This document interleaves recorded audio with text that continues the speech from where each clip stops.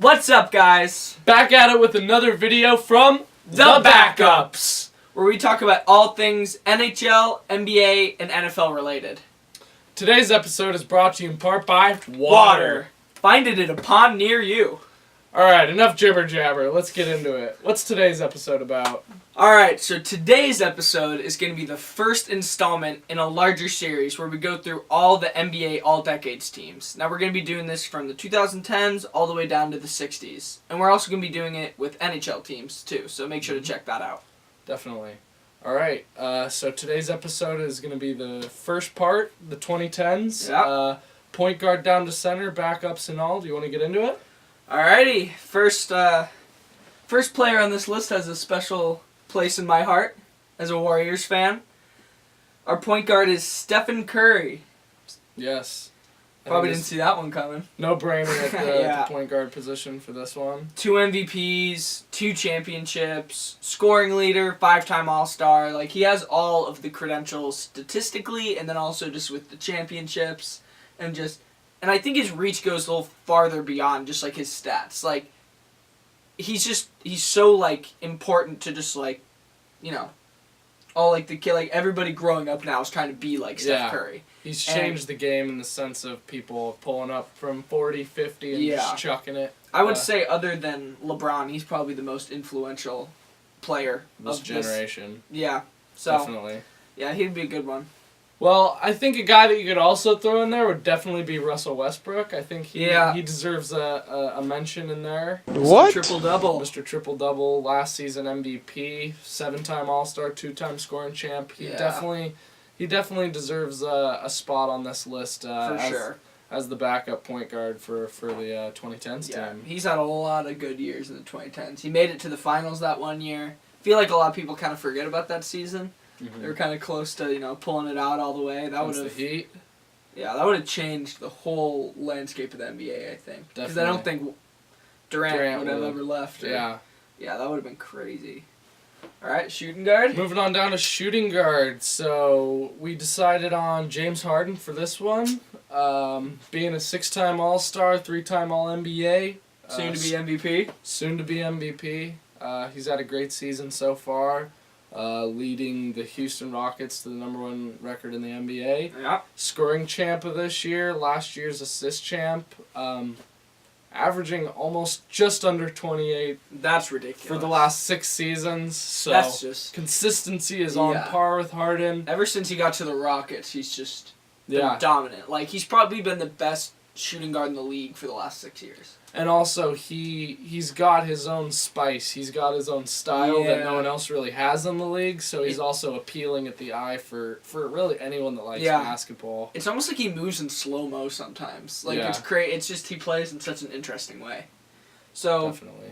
Yeah, I think the backup, we picked DWade for the backup. This was a kind of a weird player to, evaluate for this. Assess for this era. Yeah, because he started in 2003.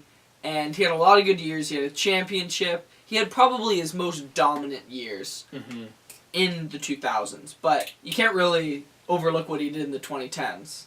2-time champion, 6-time All-Star.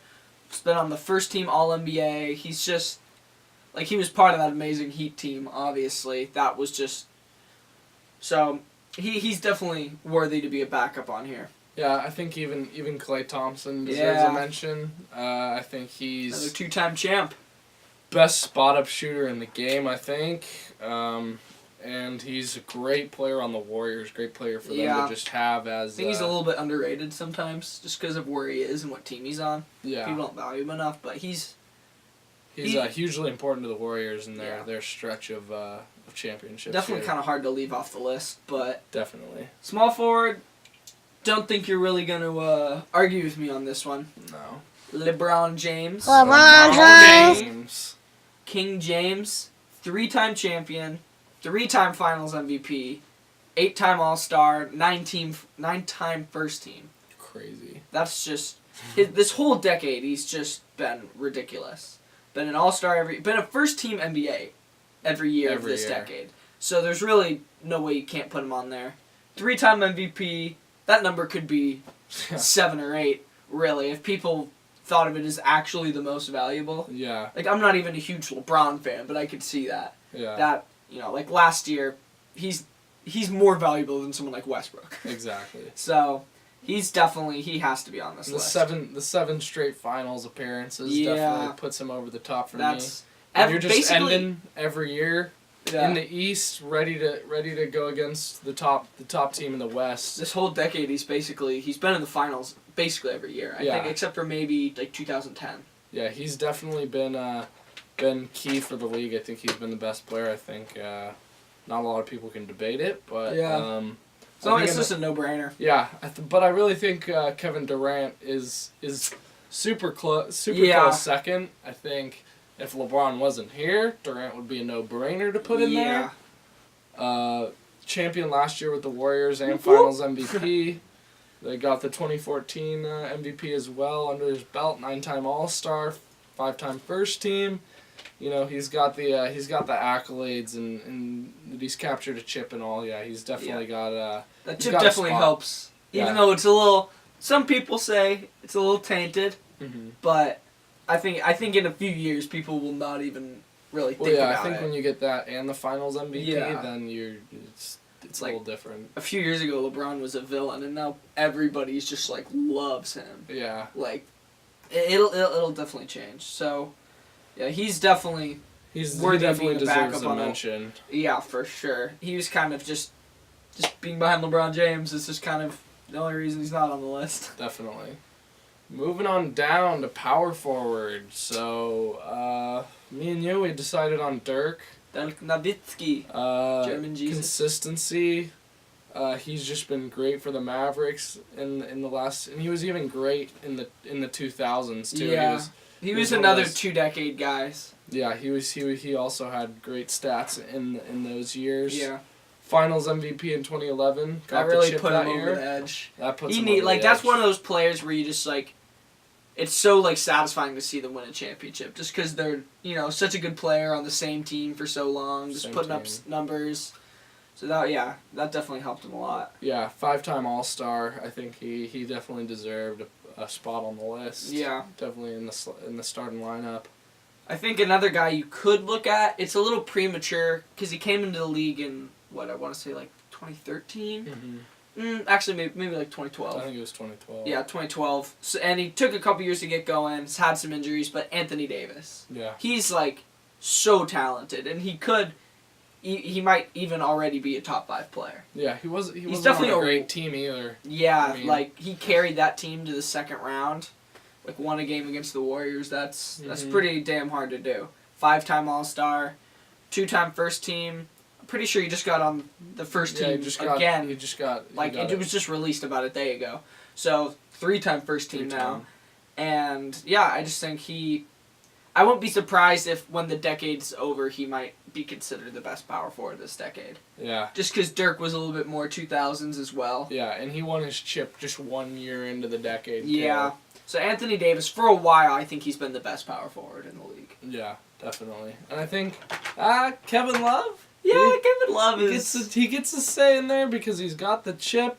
Power forward is kind of a harder position to assess. There's not as much talent and variety among hugely accolades. Yeah, a lot of times they're just kind of glue guys a little bit more. Exactly.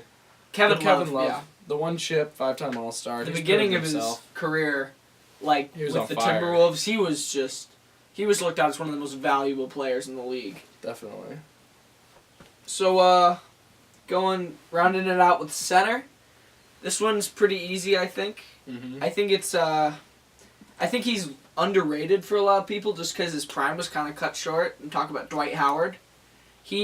Superman! Yeah, on the Magic, whew, he was on a debatably up there with LeBron, the best player in the league. Personally. Honestly, and through the 2010s, so dominant.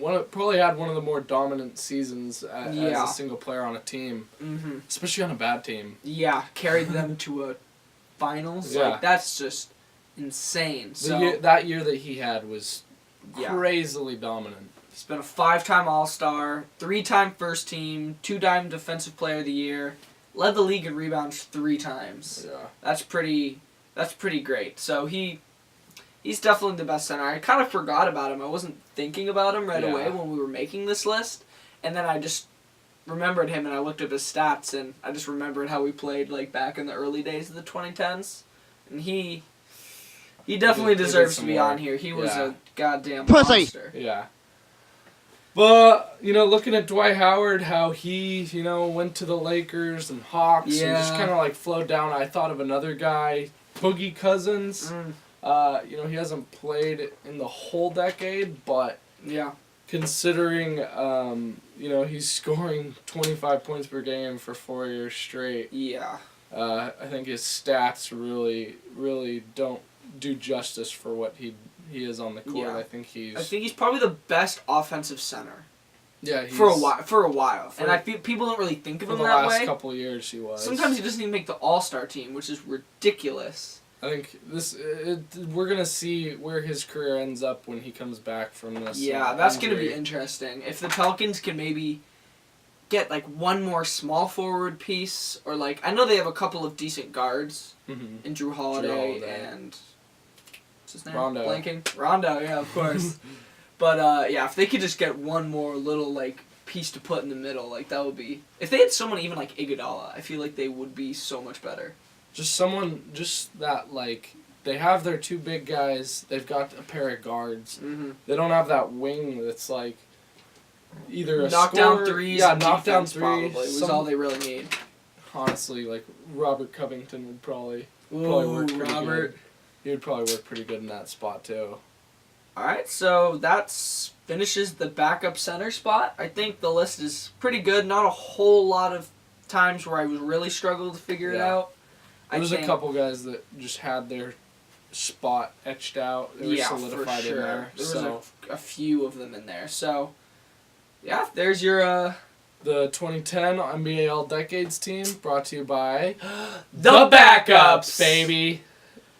Make sure to watch our other parts of the series. Next episode, we're going to be doing the 2000s, and then, of course, going to the 90s, 80s. Going to do some stuff about the NHL, too. Yep. So watch out for those. And, is that all you want to... Yeah, I think that's it. All right. Peace out.